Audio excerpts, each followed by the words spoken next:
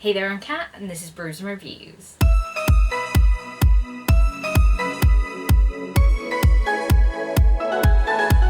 In today's video, I'm going to be giving you guys a mini review of Long Live Evil by Rees Brennan. So this book starts off with a young woman called Ray who is dying of cancer, and her only joy is to read her favourite book series with her sister. And one night Ray is visited by a mysterious woman who says that she doesn't really have much time left, but she can offer her a second chance. Accepting the deal, Ray finds herself waking up in the body of a character from her favourite series. Only the character whose body that she finds herself in is a villainess who is supposed to die the next day. So Ray has to find a way to talk herself out of being murdered the next day and to figure out how to survive in this new body until she can get her hands on the flower of life and death, which blooms only once a year and is the key to her returning home and healing. That's the basic principle of the story, but I have so much to say about this book.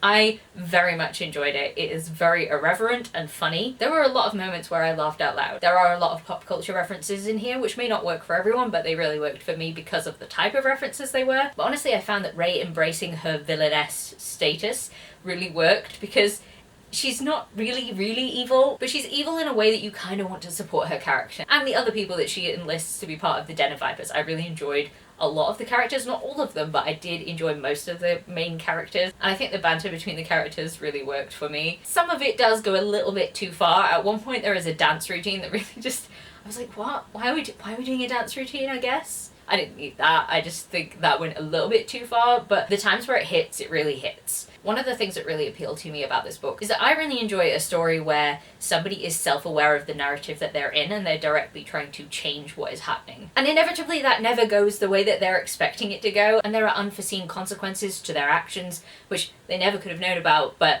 it's really interesting to see how that butterfly effect really works. And I think this book really shines with that. One of the things I found particularly interesting about this, and I won't mention any names, but this could be considered a slight spoiler, so if you don't want any spoilers, just mute me until I put my hand down, okay? Ray isn't the only character who is from the real world and has been inserted into this narrative, and the way that the story has changed from when the other person went into it to when Ray has gone into it is really fun to me. And I like the idea that the story in the real world is changing based on their actions because they're a character doing those things, and I just think that was really interesting. Another thing that I really liked about this book is the discussion of pain.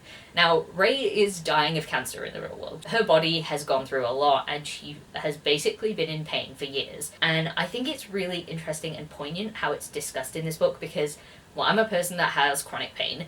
I feel pain a lot. So when there is discussion of pain, I find myself really taking note of it, and the way that it's written in this book and described and how the character deals with it, I found it really poignant. And that's part of the reason that this book made me want to annotate it. And I don't annotate books, but I wanted to annotate this book. There were so many lines when I was reading it where I just had to pause the book and just sort of stare at the page and think about what I just read because it felt true, which I don't know how much sense that makes, but to me, I was really impacted by those words. And I really like when things like that happen. Generally, I really enjoyed this book. I think it started off a little bit better than it was in the middle. Around the time when the dance routine happened is when it lost me a little bit, but then it picked me back up at the end. And the very, very end chapter, I'm back on board. I need this sequel to this book. I'm very excited to see what happens next because I am all for where a certain character ended up, which I think is really funny because the main character of this loves the anti-hero and she goes into the book going, oh my god, my favourite character, blah blah blah. And that's me. I love that character too. And I just thought that was a funny way to examine how people read things and react to certain characters. Like, in the book, you maybe wouldn't want that character to be around because they're not great, and if you're not in with that character, then you're probably not going to have a good time. But from an outsider perspective, a reader perspective, I'm all for that kind of character. I just think it was really funny and I really like what this book has tried to say. And also I love this cover. Sorry, this cover is beautiful, it's stunning, I love it. If I have any complaints about this book, I do think the middle of the book, the pacing wasn't quite right and it went off at a tangent.